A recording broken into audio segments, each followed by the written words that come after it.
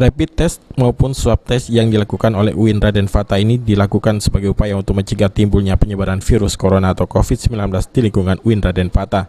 Dalam kegiatan ini, seluruh pegawai maupun dosen di UIN Raden Fatah melakukan rapid test dan dilanjutkan dengan swab test jika hasil dari rapid test reaktif.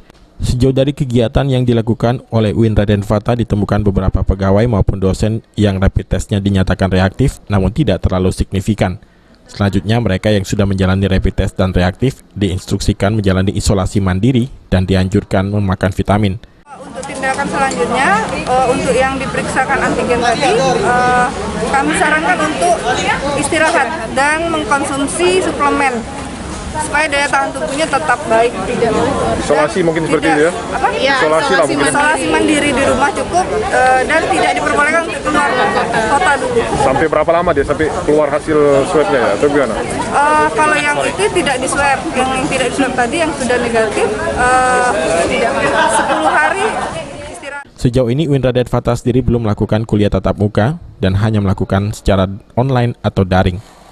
Firman Hidayat, PAL TV.